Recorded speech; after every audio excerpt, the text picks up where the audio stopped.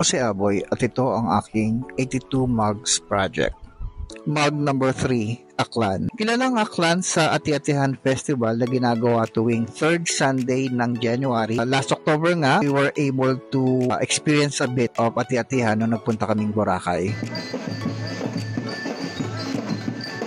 So, how to get to Boracay?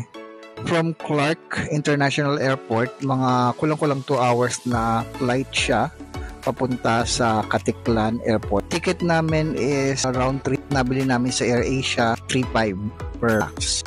Then transfer ng tricycle, 150 isang biyahe. Good for 2 persons na yon papunta sa Jettyport.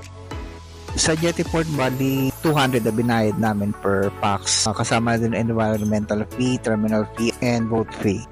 Isang transfer pa kailangan nyo pagdating nyo mismo ng Boracay, depende sa accommodation nyo. E-trike na public, 25 pesos. 150 naman pag tricycle na special. Tapos, may mga accommodation naman na may sumusundo ring shuttle. Halos yun na rin ang options nyo in getting around the island. Pwede rin pa nga pala na ho-ho or hop-on, hop-on. Para siyang shuttle na may beep card. 250 ang one day under ride sa ho-ho. Pwede rin kayong mag-rent ng bike. 6 hours o half day rent is 500. So, ito ang aming pinagkaabalahan sa Boracay. Gala, then kain, minsan kain, then gala.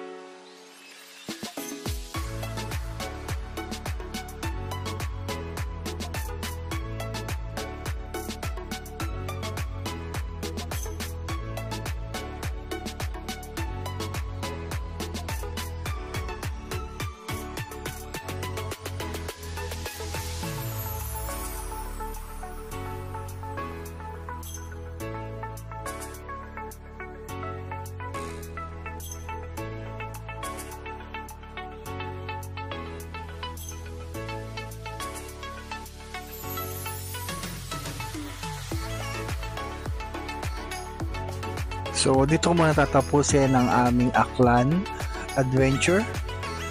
Samahan niyo po muli ako hanggang makumpleto natin ang ating 82 Mugs Project. Muli, ako si Aboy ng Aboy Vlogs. Hanggang sa muli.